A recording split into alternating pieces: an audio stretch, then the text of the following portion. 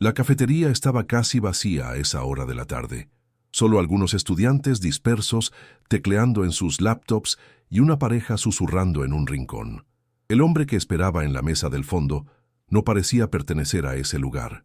Rostro marcado por arrugas profundas, cabello gris cortado al ras y ojos que miraban constantemente hacia la puerta, como si esperara que alguien entrara en cualquier momento para detenerlo. Roberto Salazar llevaba 3 meses tratando de contactar a periodistas que tomaran en serio su historia. La mayoría lo había ignorado. Otros habían aceptado reunirse con él solo para marcharse a los 10 minutos, convencidos de que estaban perdiendo el tiempo con un loco. Pero había algo en sus ojos, una mezcla de culpa, miedo y determinación, que había hecho que Daniela Torres, periodista de investigación con 15 años de experiencia, aceptara escucharlo. Daniela llegó 5 minutos tarde, cargando su grabadora y una libreta. A sus 38 años, había cubierto historias de corrupción gubernamental, narcotráfico y violaciones de derechos humanos. Había aprendido a reconocer cuando alguien mentía y cuando alguien cargaba con un secreto que lo estaba destruyendo por dentro. Roberto Salazar no estaba mintiendo. «Gracias por venir», dijo él, con voz áspera de alguien que había fumado demasiado durante demasiados años. No esperaba que nadie más me escuchara. Daniela se sentó frente a él y colocó la grabadora sobre la mesa. Su mensaje mencionaba algo sobre una operación gubernamental clasificada, algo relacionado con... vaciló. Con una criatura. Roberto sonrió sin humor. Pie grande. Puede decirlo. Sé que suena ridículo. He escuchado cosas más extrañas. No como esto. Créame. Daniela encendió la grabadora. Está bien. Empiece desde el principio. ¿Quién es usted y cómo se vio involucrado en esto? Roberto respiró profundamente, como si estuviera a punto de saltar desde un acantilado. Mi nombre es Roberto Salazar Mendoza. Trabajé para el Centro de Investigación y Seguridad Nacional, CISEN, desde 1991 hasta 2019.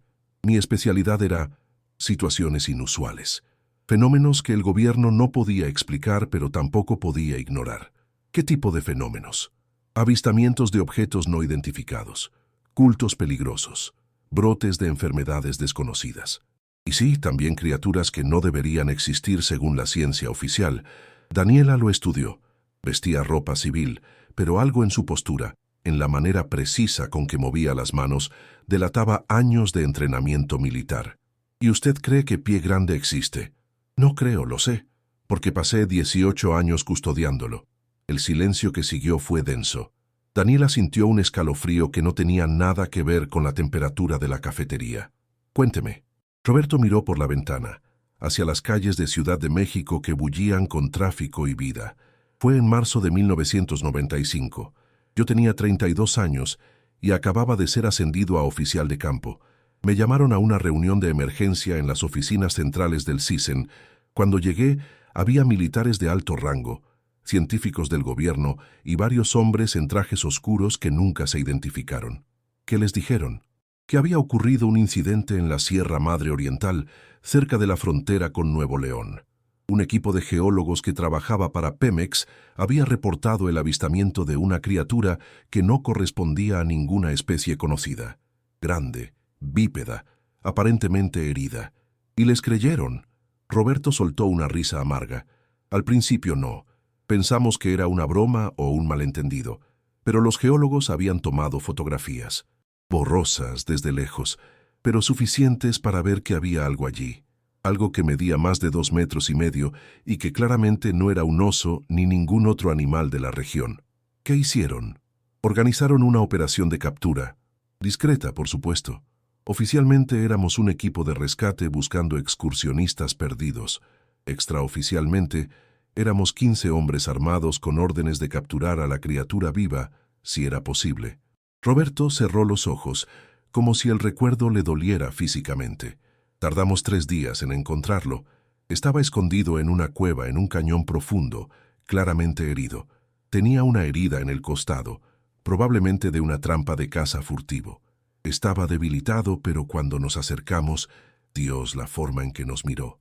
¿Qué vio en su mirada? Inteligencia, miedo y algo más, algo parecido a resignación. como si supiera exactamente lo que estábamos a punto de hacerle. Daniela sintió un nudo en el estómago. ¿Cómo lo capturaron? Con dardos tranquilizantes. Le disparamos 5 antes de que cayera. Incluso herido y debilitado, necesitó una dosis que habría matado a 3 hombres adultos. Cuando finalmente se desplomó, nos acercamos. Roberto abrió los ojos y miró directamente a Daniela. Nunca olvidaré ese momento. Verlo de cerca, inconsciente pero respirando. Su pecho subiendo y bajando. El pelo negro cubriendo su cuerpo. Las manos. Tenía manos casi humanas, pero más grandes, más fuertes. Y su rostro. Era como mirar algo que estaba entre lo humano y lo animal, pero que no era ninguna de las dos cosas. ¿Qué hicieron con él? Lo transportamos en un camión militar a una instalación que ni siquiera aparecía en los mapas oficiales. Un complejo subterráneo, construido en las montañas de Durango durante los años 70, originalmente diseñado como búnker en caso de ataque nuclear. Para 1995 estaba prácticamente abandonado. El lugar perfecto para esconder algo que el gobierno no quería que nadie supiera que existía. Daniela tomaba notas rápidamente. ¿Cuántas personas sabían de esto? En ese momento, quizás 50. Oficiales militares, científicos, personal de seguridad. Todos firmamos acuerdos de confidencialidad que nos prohibían hablar de esto bajo amenaza de prisión o peor. Nos advirtieron que si alguien revelaba información, no solo enfrentaría cargos, sino que también pondría en peligro la seguridad nacional. Y usted fue asignado a custodiarlo. Junto con otros 5 guardias, trabajábamos en turnos de 12 horas, vigilando a la criatura las 24 horas del día. Al principio pensé que sería temporal, unas semanas mientras los científicos lo estudiaban, pero semanas se convirtieron en meses. Meses en años. Roberto hizo una pausa para beber agua con manos que temblaban ligeramente.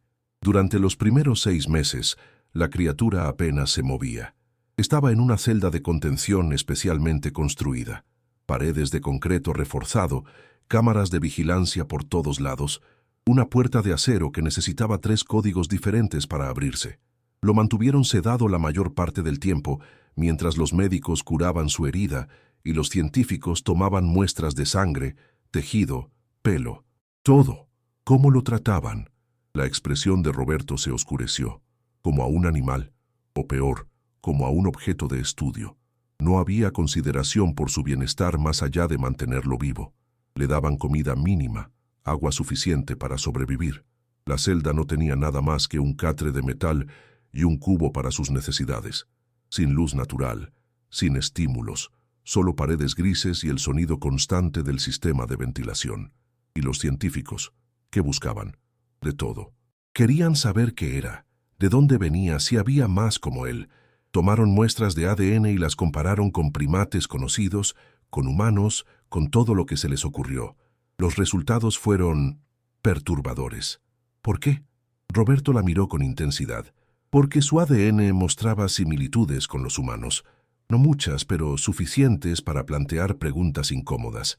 Los científicos empezaron a teorizar sobre especies paralelas, sobre ramas evolutivas que habíamos asumido extintas.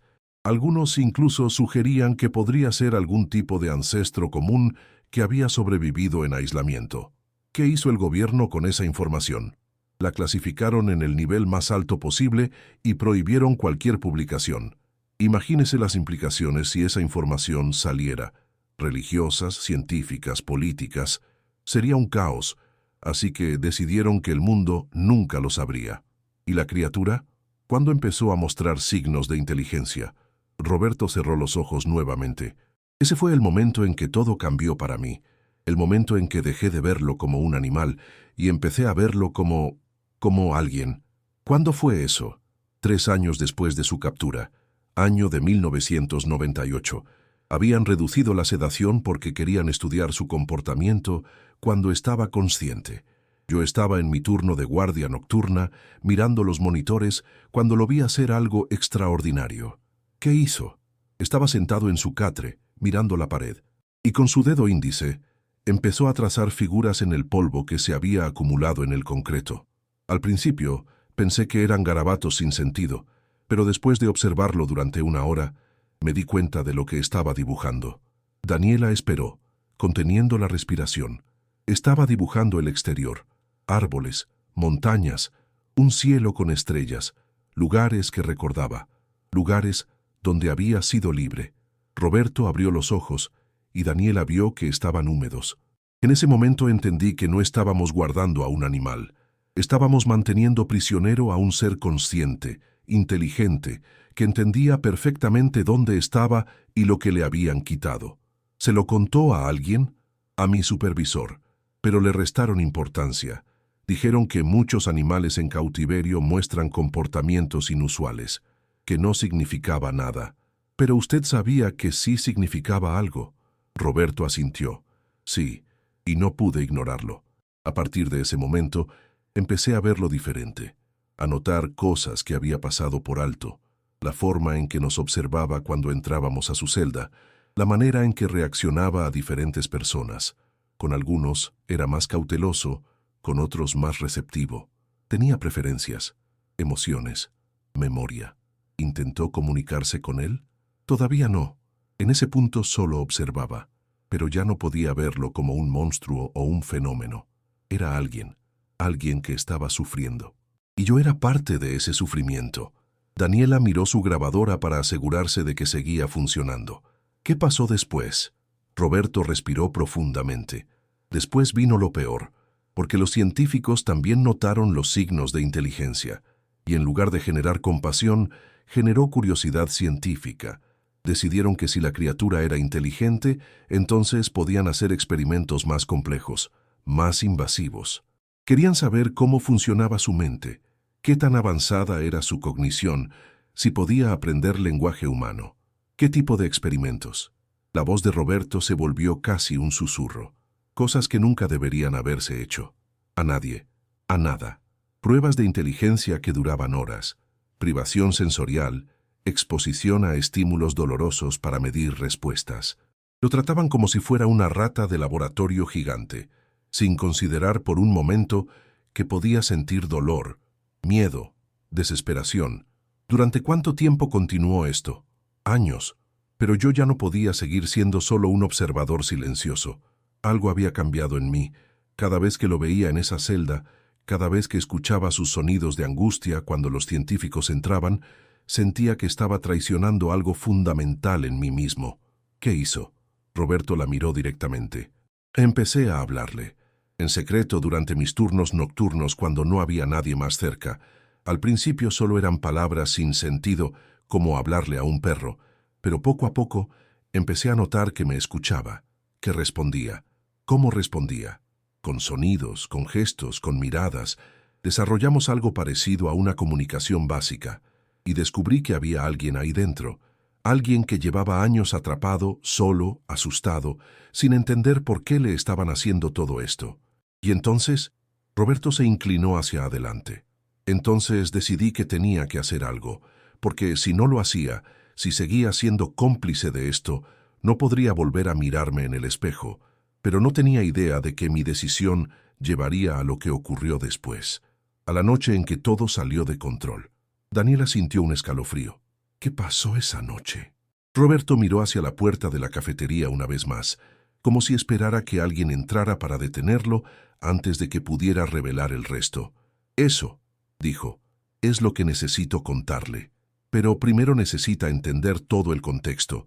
Necesita saber exactamente lo que le hicieron durante todos esos años. Solo entonces podrá comprender por qué hizo lo que hizo y por qué nunca podrá ser ocultado.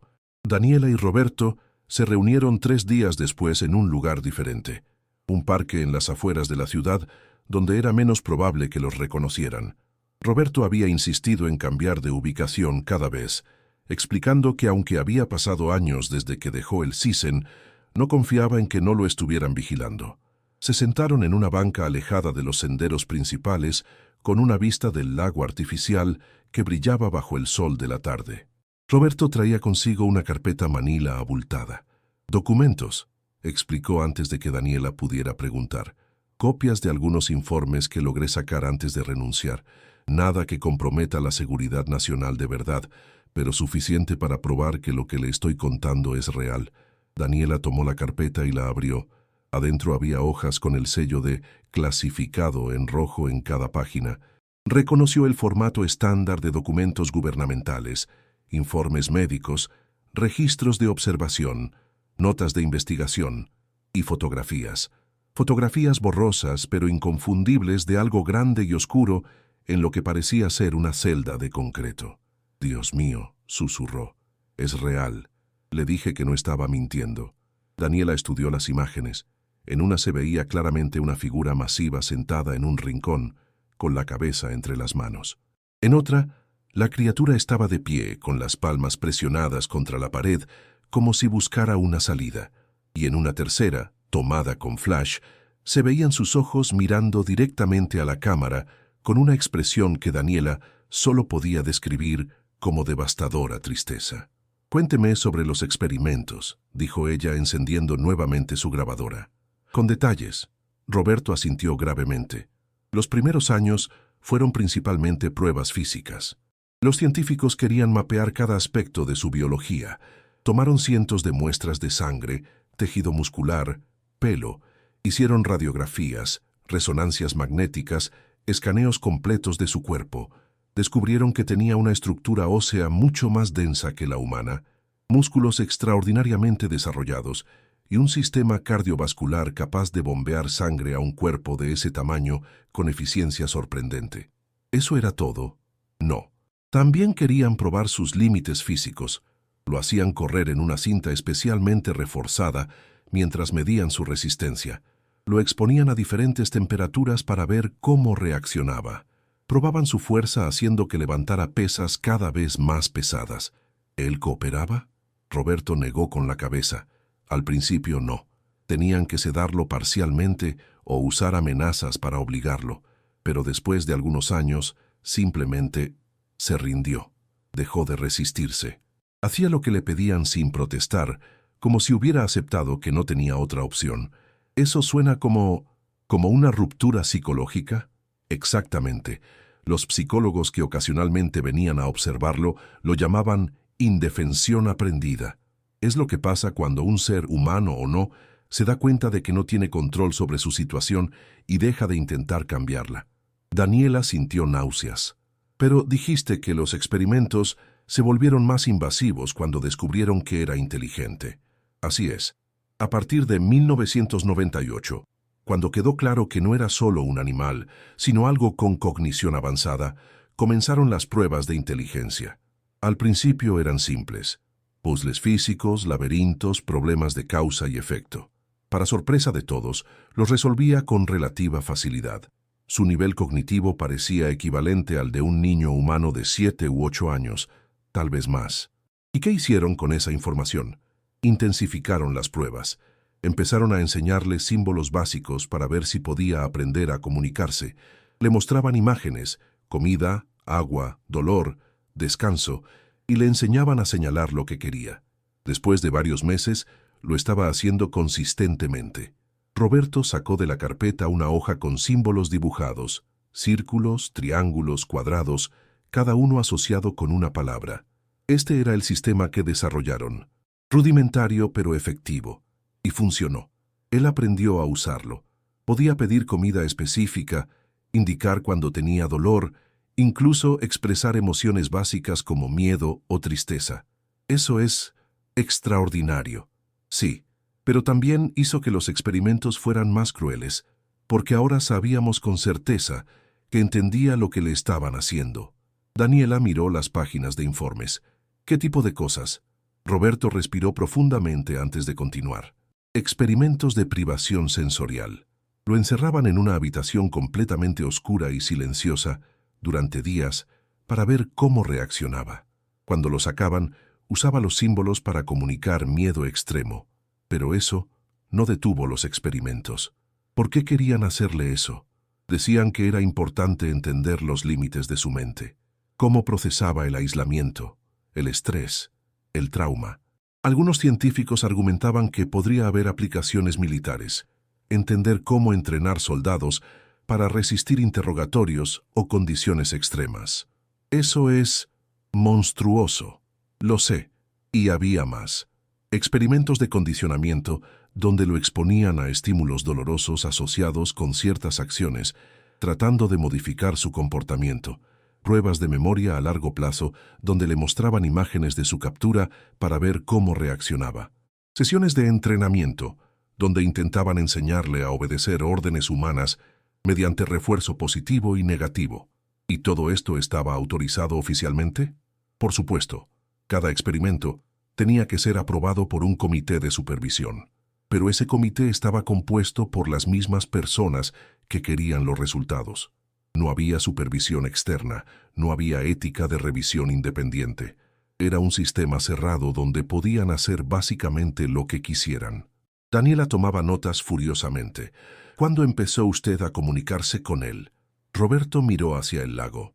Fue gradual.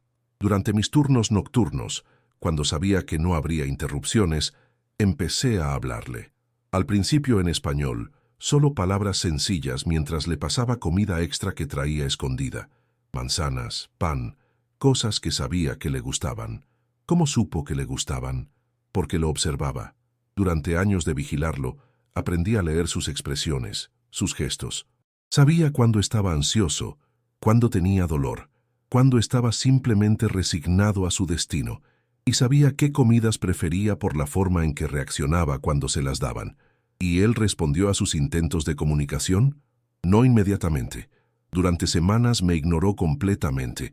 Creo que ya había aprendido a no confiar en ningún humano, pero eventualmente, una noche, cuando le pasé una manzana a través de la ranura de la puerta, hizo algo que cambió todo. ¿Qué? Me miró directamente a los ojos y usó el símbolo para gracias. Uno de los símbolos que le habían enseñado los científicos, pero que raramente usaba porque la mayoría del tiempo no tenía nada por qué agradecer. Roberto se limpió los ojos. En ese momento supe que había alguien real ahí dentro. Alguien que entendía actos de bondad, por pequeños que fueran. Alguien que, a pesar de todo lo que había sufrido, todavía era capaz de gratitud. ¿Qué hizo después de eso? Intensifiqué la comunicación. Empecé a usar los símbolos que le habían enseñado, combinándolos con palabras en español. Poco a poco, desarrollamos un sistema básico de comunicación. Yo le hacía preguntas simples. ¿Tienes dolor? ¿Tienes hambre? ¿Necesitas algo? Y él respondía con símbolos o gestos. ¿Aprendió a entender español? Hasta cierto punto. No creo que pudiera hablar nuestro idioma. Su aparato vocal no estaba diseñado para eso, pero claramente entendía muchas palabras. Después de un año de nuestras sesiones nocturnas, podía seguir instrucciones complejas y responder a preguntas abstractas. ¿Le preguntó sobre su vida antes de la captura? Roberto asintió. Traté, pero sus recuerdos parecían fragmentados, o tal vez simplemente no tenía manera de expresarlos con los símbolos limitados que conocía. Lo que sí comunicó claramente era que había tenido familia, otros como él, y que los extrañaba terriblemente. ¿Cómo lo expresó? Dibujaba. Igual que aquella primera vez que lo vi dibujar en el polvo. Le llevé papel y carboncillo durante uno de mis turnos, y dibujó figuras, grandes y pequeñas, juntas, una familia. Y luego se dibujó a sí mismo, solo, encerrado. Daniela sintió un nudo en la garganta. ¿Se lo contó a alguien? ¿Al comité de supervisión? Lo intenté, pero me dijeron que estaba proyectando emociones humanas en una criatura que no las tenía, que los dibujos eran simples garabatos sin significado real. Algunos incluso sugirieron que estaba desarrollando una conexión emocional inapropiada y que quizás debería ser reasignado. ¿Y fue reasignado? No, pero me advirtieron que mantuviera distancia profesional, que no permitiera que sentimientos personales interfirieran con mi trabajo, así que tuve que ser más cuidadoso. Seguí comunicándome con él, pero solo cuando estaba completamente seguro de que nadie más estaba observando. ¿Durante cuánto tiempo continuó esto? Años. Desde 1999 hasta 2016. 17 años construyendo lentamente una comunicación, una conexión. Aprendí más sobre él de lo que ningún experimento científico podría haber revelado. ¿Cómo qué? Roberto sacó otra página de la carpeta. Era un dibujo tosco pero claramente intencional. Una figura grande con algo parecido a una sonrisa, rodeada de árboles. Este lo dibujó para mí en 2005. Cuando le pregunté qué significaba, Usó los símbolos para decir casa y feliz. Estaba recordando su hogar, el lugar donde había sido libre, y estaba tratando de compartir ese recuerdo conmigo. ¿Por qué haría eso? Porque después de años de interacción, yo me había convertido en algo cercano a un amigo para él. Tal vez el único ser en toda esa instalación que lo trataba como algo más que un objeto de estudio. Daniela miró el dibujo, conmovida por su simplicidad y su significado. ¿Qué más le comunicó? Muchas cosas. Me hizo entender que su especie vivía en grupos pequeños, familiares, que eran nómadas, moviéndose con las estaciones, que tenían una relación profunda con el bosque, tomando solo lo necesario, y que habían aprendido hace mucho tiempo a esconderse de los humanos porque éramos peligrosos. ¿Tenía razón en eso? Roberto sonrió tristemente, más de lo que él sabía, porque lo que vino después demostró exactamente por qué su especie había aprendido a temerle a la nuestra. ¿Qué vino después? En 2016 hubo un cambio de administración en el CISEN, nuevos líderes, nuevas prioridades. Uno de los nuevos directores decidió que el proyecto había durado demasiado sin resultados prácticos. Querían algo útil, información militar, aplicaciones comerciales, algo que justificara los millones que se habían gastado durante 2 décadas. Y cuando no encontraron eso, decidieron cambiar el enfoque. Si no podían extraer conocimiento útil de él mediante observación, entonces probarían algo más radical, algo que llamaron integración conductual. ¿Qué significa eso? La expresión de Roberto se oscureció. Significa que decidieron domesticarlo, entrenarlo como se entrena a un animal, mediante castigos y recompensas, hasta que obedeciera órdenes sin cuestionar. La teoría era que si lograban convertirlo en un sirviente obediente, podrían demostrar que su especie podía ser útil para los humanos, tal vez incluso capturar más para crear algún tipo de fuerza de trabajo. Eso es inhumano. La palabra que buscas es inhumano. Y yo se lo dije. Le dije al nuevo director que lo que proponían era tortura psicológica, que la criatura ya había demostrado inteligencia y conciencia, que lo que planeaban hacer era equivalente a esclavitud. ¿Y qué le respondieron? Que no era un humano, por lo tanto no tenía derechos humanos, que era un recurso bajo custodia del gobierno y que se usaría como se considerara apropiado, y que si yo tenía problemas con eso, era libre de renunciar. ¿Y renunció? Roberto negó con la cabeza. No todavía, porque si me iba no habría nadie que lo defendiera, nadie que intentara protegerlo. Así que me quedé, esperando encontrar alguna manera de detener lo que estaba por venir. ¿Pudo detenerlo? No. Comenzaron el programa de integración en enero de 2017, y fue exactamente tan horrible como había temido. Privación de comida si no obedecía, shocks eléctricos leves como castigo, aislamiento total en oscuridad cuando se resistía, y todo esto documentado meticulosamente, como si fuera ciencia legítima. ¿Cómo reaccionó él? Al principio con confusión. Durante años había cooperado con los experimentos porque no tenía alternativa, pero nunca había enfrentado este nivel de crueldad sistemática. Cuando empezaron los shocks, sus aullidos de dolor resonaban por toda la instalación. Eran sonidos que nunca había hecho antes, sonidos de agonía pura. Roberto tuvo que detenerse, su voz quebrándose, y yo tenía que estar ahí, vigilando, sin poder hacer nada para detenerlo. ¿Cuánto tiempo duró esto? 6 meses. 6 meses de tortura diaria disfrazada de entrenamiento. Y funcionó en cierto sentido. Para julio de 2017, él había aprendido a obedecer órdenes básicas. Se sentaba, se paraba, caminaba hacia donde le indicaban, pero algo había cambiado en él. ¿Qué? Había perdido algo esencial, la chispa en sus ojos, la voluntad de resistir, incluso la gratitud que solía mostrarme cuando le traía comida extra. Se había convertido en lo que querían que fuera, un sirviente obediente. Pero en el proceso habían destruido lo que lo hacía especial, lo que lo hacía él. Y entonces, Roberto miró a Daniela directamente. Entonces tomé una decisión que cambiaría todo, porque decidí que no podía seguir siendo cómplice de esto, que tenía que hacer algo sin importar las consecuencias, y esa decisión llevó a la noche que nadie en esa instalación olvidará jamás. La noche en que todo salió de control. Exactamente. Una semana después, Daniela recibió un mensaje urgente de Roberto, pidiéndole que se reunieran inmediatamente. Esta vez el lugar era diferente, un hotel modesto en las afueras de Querétaro, 3 horas en auto desde Ciudad de México. Cuando Daniela llegó, encontró a Roberto esperándola en una habitación en el segundo piso, con aspecto de no haber dormido en días. «¿Qué pasó?», preguntó ella. «¿Está bien? Creo que me están siguiendo», dijo Roberto sin preámbulos. «Vi el mismo coche 2 veces esta semana fuera de mi apartamento. Y ayer recibí una llamada de un número desconocido. Nadie habló, solo silencio, pero sé lo que significa. ¿Cree que saben que está hablando conmigo? Posible. O tal vez simplemente sospechan que estoy a punto de romper el silencio. De cualquier manera, necesito contarle el resto de la historia ahora, mientras todavía puedo». Daniela sintió un escalofrío, pero sacó su grabadora.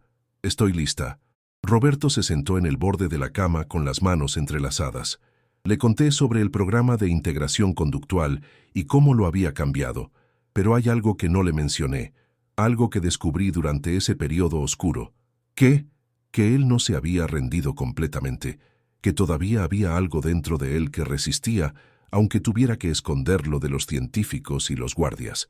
Y solo me lo mostraba a mí, durante nuestros momentos privados. ¿Cómo lo supo? Una noche en agosto de 2017, después de una sesión particularmente brutal de entrenamiento, estaba haciendo mi ronda cuando lo vi en el monitor. Estaba sentado en su catre y pensé que simplemente estaba descansando. Pero cuando entré a su celda para llevarle agua, vi lo que realmente estaba haciendo. ¿Qué? Estaba tallando algo en la pared con una piedra pequeña que había escondido. Lo hacía muy despacio, muy cuidadosamente, en un rincón donde las cámaras no podían verlo claramente. Cuando me vio, se detuvo inmediatamente, como un niño atrapado haciendo algo prohibido. Roberto sacó su teléfono y le mostró a Daniela una fotografía que había tomado esa noche. En la pared de concreto apenas visible, había marcas talladas con precisión, líneas verticales agrupadas en conjuntos de 5. «Estaba contando», explicó Roberto, llevando un registro de los días que llevaba encerrado. Más de 8,000 marcas, más de 20 años. Daniela sintió que se le apretaba el pecho. Nunca había perdido la cuenta. Durante todos esos años de cautiverio, de experimentos, de tortura, había mantenido su mente lo suficientemente clara como para recordar cada día que le habían robado. «¿Qué hizo usted?». Le hice un gesto para que continuara, para que supiera que no iba a delatarlo. Y en ese momento, algo cambió entre nosotros. Ya no era solo un guardia que ocasionalmente le mostraba amabilidad. Me había convertido en su cómplice, en alguien en quien podía confiar. ¿Y qué pasó después de eso? Empezamos a comunicarnos más profundamente. Durante mis turnos nocturnos, cuando estaba seguro de que no había nadie más cerca, pasaba tiempo en su celda. Le llevaba papel y herramientas para dibujar. Le traía comida que sabía que extrañaba, frutas frescas, nueces, cosas que probablemente recordaba de su vida en libertad. ¿Y él qué hacía? Dibujaba, constantemente. Me mostró imágenes de su captura, el momento en que los hombres armados lo rodearon en la cueva. Dibujó su viaje en el camión, el terror de despertar en un lugar cerrado sin saber dónde estaba. Y dibujó recuerdos más antiguos, su familia, los bosques donde había vivido, momentos de paz antes de que todo le fuera arrebatado. Roberto sacó más hojas de su carpeta. Eran dibujos en papel arrugado, hechos con carboncillo en trazo torpe pero expresivo. Daniela los estudió uno por uno. Había uno de una figura grande y una pequeña caminando juntas entre árboles, otro de un grupo reunido alrededor de lo que parecía ser comida, y uno particularmente conmovedor que mostraba una figura grande mirando hacia el cielo nocturno lleno de estrellas. Este último lo hizo en septiembre de 2017, dijo Roberto. Cuando le pregunté qué significaba, usó nuestro sistema de símbolos para comunicar extrañar y casa. Estaba recordando noches bajo las estrellas, algo que no había visto en más de 2 décadas. Le preguntó sobre su familia. ¿Qué les pasó? Lo intenté, pero ese era un tema que claramente le causaba dolor profundo. Cada vez que trataba de preguntarle sobre otros de su especie, se cerraba emocionalmente. Dejaba de responder. Se retiraba a un rincón de su celda. Solo una vez logré que me comunicara algo sobre ellos. ¿Qué le dijo? Me mostró un dibujo de 3 figuras, una grande, una mediana y una pequeña. Luego dibujó a esas mismas figuras pero separadas, con la grande sola de un lado y las otras 2 del otro. Y cuando señaló la figura grande, se señaló a sí mismo. Entendí entonces que había tenido pareja e hijo, y que la captura lo había separado de ellos. Daniela tuvo que parpadear para contener las lágrimas. ¿Sabe qué les pasó? No, pero basándome en lo que pude interpretar de sus dibujos y gestos, creo que huyeron cuando él fue capturado. Probablemente escucharon el caos de la operación de captura y se escondieron. Lo cual significa que durante más de 20 años ha estado solo, sin saber si su familia sobrevivió, si lo recuerdan, si alguna vez lo buscan. Eso es insoportable. Y lo peor es que él lo entiende completamente. No es un animal que simplemente olvida. Es un ser consciente que ha vivido cada día de esas 2 décadas sabiendo exactamente lo que perdió. Roberto se levantó y caminó hacia la ventana. En octubre de 2017, después de 3 meses de nuestras sesiones nocturnas, él hizo algo que nunca había hecho antes, algo que cambió fundamentalmente cómo lo veía. ¿Qué? Me tocó voluntariamente. Extendió su mano, enorme y callosa, y tocó mi hombro. Fue el gesto más simple pero cargado de significado. Era su manera de decir que ya no me veía como uno de sus captores. Me veía como, no sé, un amigo, un aliado. Lo único que sé es que en ese momento sentí el peso completo de su confianza y también la responsabilidad que venía con ella. ¿Le dijo algo? Usó nuestro sistema de símbolos para formar una frase que nunca había usado antes. Tú, bueno, ayuda. Su manera de decir que yo era diferente, que agradecía lo que estaba haciendo. ¿Y cómo se sintió? Honrado, avergonzado, furioso, todas esas emociones al mismo tiempo. Honrado de que confiara en mí. Avergonzado de que había sido cómplice de su sufrimiento durante años. Y furioso con el sistema que lo mantenía prisionero y que me había convertido en parte de eso. ¿Fue entonces cuando decidió liberarlo? Roberto negó con la cabeza. Todavía no, porque liberar a una criatura de ese tamaño de una instalación militar subterránea no era algo que pudiera hacer impulsivamente. Necesitaba un plan, necesitaba preparación, y necesitaba estar seguro de que si lograba sacarlo, tendría algún lugar a donde ir. ¿Y cómo planeó todo eso? Pasé meses investigando. Durante mis días libres, viajaba a la Sierra Madre Oriental, al área general donde había sido capturado. Hablaba con lugareños, buscaba señales de otros de su especie, trataba de encontrar un territorio donde pudiera tener alguna posibilidad de sobrevivir si lograba escapar. ¿Encontró algo? Rumores, historias. Un cazador en Nuevo León me contó sobre huellas enormes que había visto en cañones remotos. Una anciana en un pueblo aislado me habló de gigantes del bosque que su abuela había mencionado. No eran pruebas concretas, pero eran suficientes para darme esperanza de que tal vez, solo tal vez, no estaba completamente solo. ¿Le contó sus planes a él? Gradualmente. No podía arriesgarme a darle falsas esperanzas si no estaba seguro de poder cumplir. Pero en enero de 2018, después de meses de preparación, finalmente le comuniqué mi intención. ¿Cómo reaccionó? Roberto cerró los ojos, recordando. Usó nuestro sistema de símbolos para hacer una pregunta que nunca había hecho antes. ¿Por qué? Me estaba preguntando por qué arriesgaría todo para ayudarlo, por qué traicionaría a mi gobierno, mi carrera, posiblemente mi libertad y mi vida, por él. ¿Y qué le respondió? Le dije la verdad. Le dije que porque era lo correcto, porque durante 20 años había sido testigo de una injusticia terrible y ya no podía vivir conmigo mismo si no hacía algo para corregirla, y porque, después de años de conocerlo, de comunicarme con él, ya no podía verlo como un espécimen o un prisionero. Solo podía verlo como alguien que merecía ser libre. ¿Entendió? Creo que sí, porque después de que le dije eso, hizo algo que nunca olvidaré. Se arrodilló frente a mí, haciendo que nuestros ojos quedaran al mismo nivel, y colocó su enorme mano sobre mi corazón, muy gentilmente. Era su manera de decir que entendía, que me agradecía y que confiaba en mí. Daniela sintió un nudo en la garganta. ¿Cuándo planeó la fuga? Para marzo de 2018. Había 3 factores que tenían que alinearse. Necesitaba estar de guardia nocturna, necesitaba que hubiera el mínimo personal posible en la instalación y necesitaba tener un vehículo preparado fuera para el transporte. Pasé 2 meses esperando que todas esas condiciones se cumplieran simultáneamente. Y ocurrió. El 15 de marzo, un viernes por la noche, había una tormenta eléctrica masiva que había causado problemas con los sistemas de respaldo de la instalación. La mitad del personal de guardia había sido enviado a lidiar con problemas técnicos, y yo tenía turno de noche en el sector de contención. ¿Qué hizo? Roberto respiró profundamente.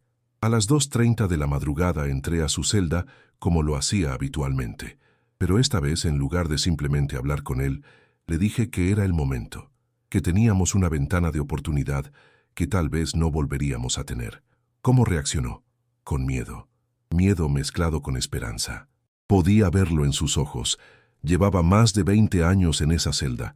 Parte de él probablemente había dejado de creer que la libertad era posible. ¿Qué pasó después? Roberto miró a Daniela con una expresión que mezclaba orgullo y dolor. Lo que pasó después fue la noche más caótica, aterradora y, en última instancia, transformadora de mi vida. La noche en que todo salió de control, y la noche en que finalmente hice algo de lo que podía estar orgulloso. Cuéntemelo. Todo. Roberto asintió. Está bien, pero necesita entender algo primero. Lo que ocurrió esa noche no fue como lo planeé. Hubo complicaciones, hubo violencia, y hubo momentos en los que pensé que ambos íbamos a morir. Pero al final, aprendí algo sobre él que ningún experimento científico podría haber revelado. ¿Qué? Que a pesar de todo lo que le habían hecho, a pesar de 2 décadas de cautiverio y tortura, todavía era capaz de compasión, de perdón, de elegir la bondad sobre la venganza. Y esa lección cambió todo. Roberto pidió un café del servicio a la habitación antes de continuar. Sus manos temblaban ligeramente cuando tomó la taza. Daniela esperó en silencio, respetando el peso de lo que estaba a punto de escuchar. La noche del 15 de marzo de 2018, comenzó Roberto finalmente. Todo comenzó según el plan. Entré a su celda a las 2:30 am como era habitual. Pero esta vez llevaba conmigo algo que nunca había traído. Un set de llaves maestras que había copiado durante semanas, una por una, sin que nadie lo notara. ¿Nadie sospechó? Era el guardia senior. Tenía acceso a áreas que otros no tenían. Había construido una reputación de 20 años de ser confiable, meticuloso, leal.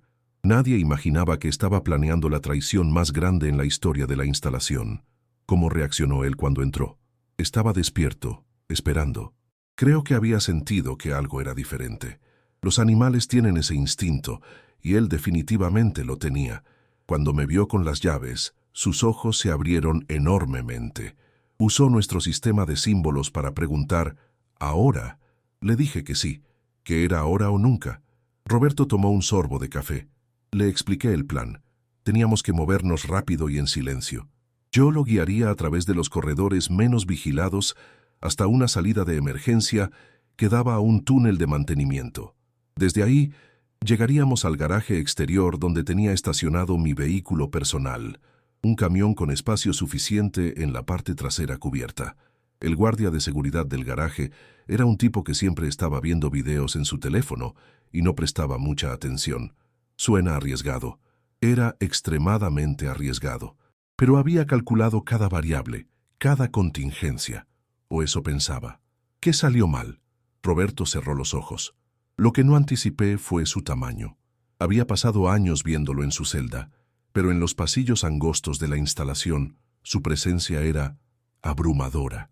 Teníamos que movernos agachados, y aún así su cabeza casi rozaba el techo, y el sonido de sus pasos, por más que tratara de ser silencioso, resonaba en el concreto.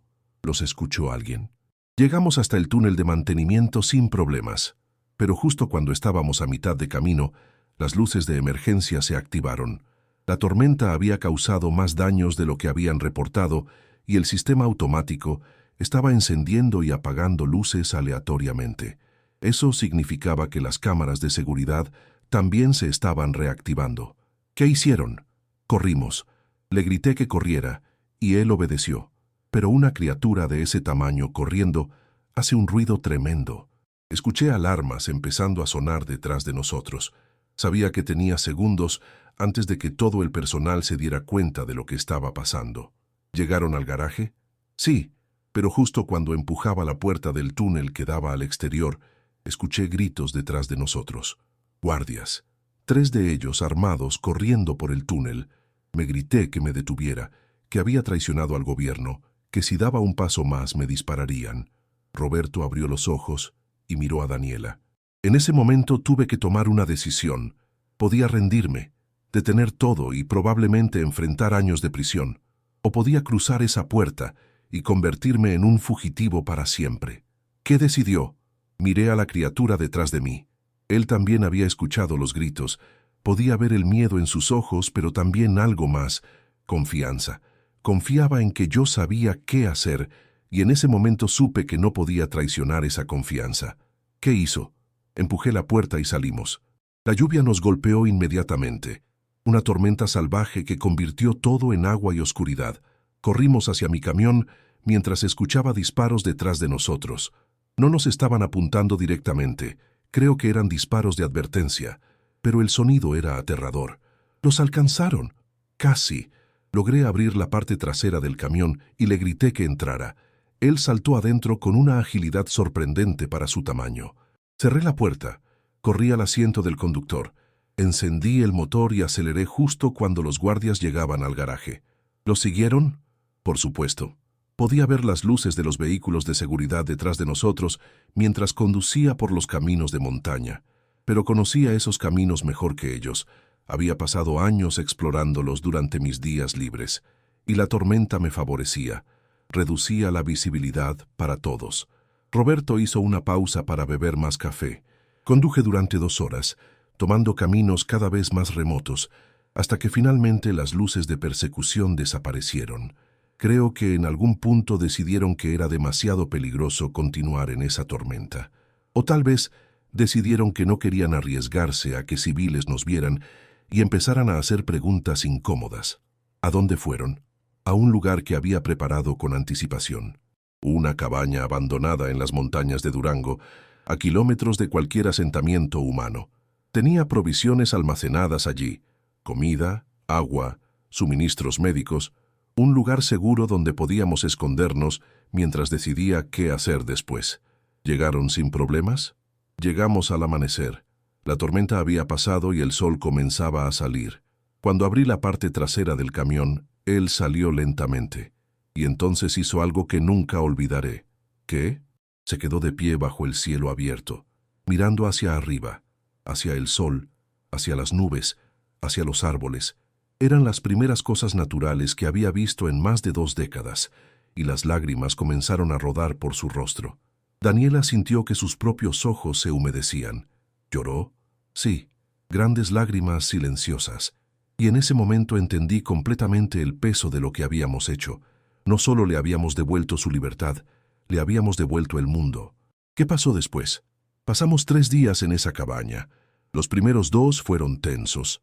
Yo estaba constantemente esperando que aparecieran helicópteros de búsqueda o equipos de captura, pero nunca llegaron. Creo que el gobierno decidió mantenerlo en silencio, admitir públicamente que habían perdido a una criatura que oficialmente no existía, habría sido demasiado problemático. ¿Y él? ¿Cómo estaba? Confundido al principio, desorientado. Había pasado tanto tiempo en cautiverio que estar en un espacio abierto parecía abrumarlo. Se quedaba cerca de la cabaña, como si tuviera miedo de alejarse demasiado. Pero poco a poco empezó a explorar, a tocar los árboles, a beber directamente del arroyo, a sentir el viento en su piel. ¿Se comunicaron durante ese tiempo?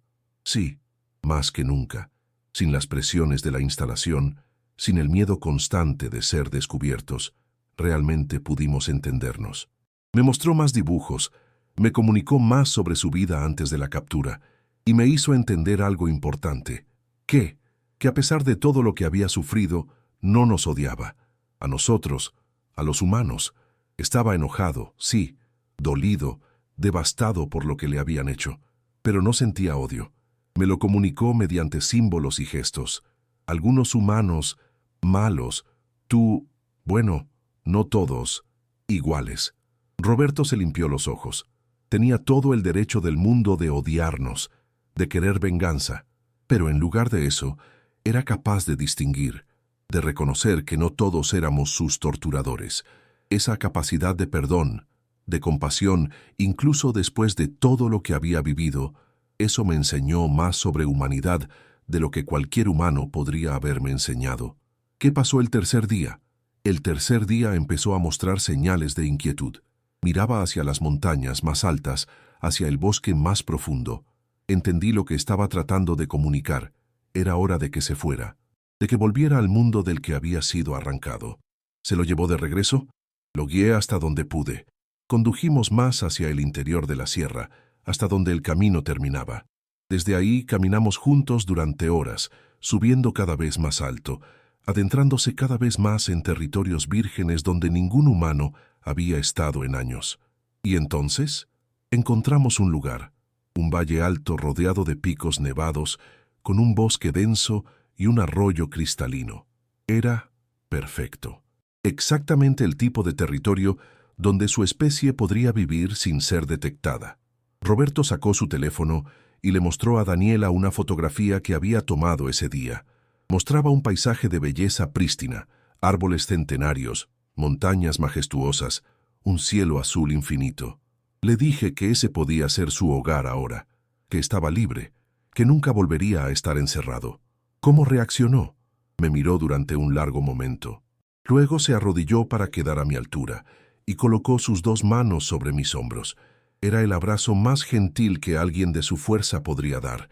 Y entonces hizo nuestro signo de gracias, una y otra vez. Gracias, gracias, gracias. ¿Se despidieron? Sí, pero antes de irse hizo una última cosa. Me dio algo que había estado cargando durante todo el viaje, algo que había mantenido escondido durante 20 años en su celda. ¿Qué era? Roberto buscó en su bolsillo y sacó una piedra pequeña, lisa por años de ser manipulada. Tenía talladas 3 figuras simples, una grande, una mediana, una pequeña. Su familia, lo único que tenía de ellos, la única prueba física de que habían existido, y me la dio a mí. ¿Por qué?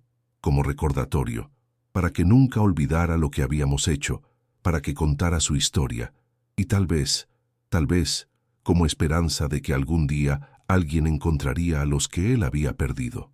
Daniela tomó la piedra con reverencia. ¿Qué pasó después de que se fue?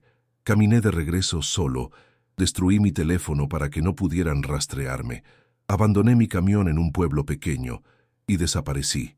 He estado moviéndome cada pocas semanas desde entonces, usando efectivo, evitando cámaras, manteniéndome invisible. ¿Y él? ¿Sabe qué le pasó? Roberto sonrió por primera vez desde que empezó el testimonio. 2 veces he vuelto a ese valle.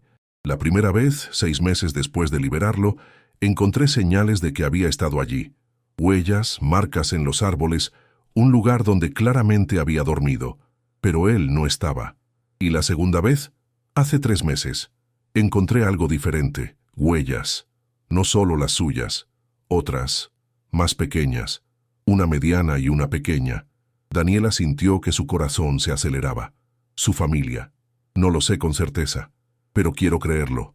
Quiero creer que después de 2 décadas, de alguna manera se reencontraron, que la historia tuvo un final feliz, aunque no lo mereciera después de todo el sufrimiento. ¿Por qué decide contar esto ahora? Roberto la miró con seriedad. Porque el gobierno está buscando más.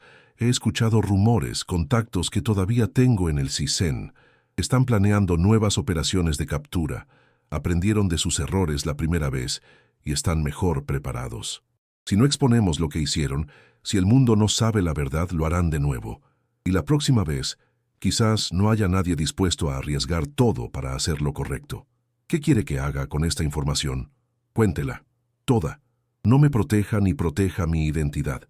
El mundo necesita saber que estas criaturas existen, que son inteligentes, que son conscientes y que merecen ser dejadas en paz. Y necesita saber lo que somos capaces de hacerles si no hay nadie que lo detenga. ¿No teme las consecuencias? Roberto sonrió tristemente. Ya soy un hombre muerto caminando. En el momento en que lo liberé, firmé mi sentencia. pero al menos ahora puedo morir sabiendo que hice algo significativo, que hubo al menos un momento en mi vida en que elegí la compasión sobre la obediencia. 3 meses después, el reportaje de Daniela Torres, titulado El prisionero invisible, 2 décadas de tortura gubernamental a una especie desconocida, se publicó simultáneamente en 3 medios internacionales. La reacción fue instantánea y masiva. El gobierno mexicano emitió un comunicado negando toda la historia, calificándola de ficción sensacionalista sin base en la realidad. Pero los documentos que Roberto había proporcionado, con sellos oficiales, firmas verificables, fotografías, eran difíciles de descartar completamente. Científicos, activistas de derechos de los animales y organizaciones internacionales exigieron investigaciones independientes. Se formó un comité especial para revisar las instalaciones mencionadas en el reportaje. Oficialmente, no encontraron nada. La instalación en Durango había sido desmantelada años atrás, según el gobierno. Las celdas de contención descritas por Roberto nunca existieron. Los documentos eran falsificaciones elaboradas, pero Daniela recibió docenas de mensajes de otros exempleados gubernamentales. Algunos la amenazaron, otros la apoyaron en privado, confirmando partes de la historia que no podían probar públicamente. Y 3 semanas después de la publicación, recibió un paquete sin remitente. Dentro había una nota manuscrita. Gracias por contar la verdad. Él está bien. Encontró lo que buscaba. Y una fotografía, borrosa, tomada desde lejos pero inconfundible, mostraba 3 figuras en una ladera de montaña. Una grande, una mediana, una pequeña. Juntas. Daniela nunca supo quién envió el paquete. Roberto había desaparecido completamente después de su última reunión. Algunos rumores sugerían que había huido a Sudamérica, otros que estaba escondido en las mismas montañas donde había liberado a la criatura. Pero la fotografía le dio algo que no esperaba: esperanza. Esperanza de que a pesar de todo el sufrimiento, de todas las injusticias, de todos los errores humanos, todavía era posible la redención, todavía era posible hacer lo correcto, y todavía era posible que el amor, la familia y la libertad prevalecieran sobre el cautiverio y el dolor. Guardó la fotografía en su escritorio, un recordatorio de por qué hacía su trabajo, y de que algunas historias, por difíciles o imposibles que parezcan, merecen ser contadas.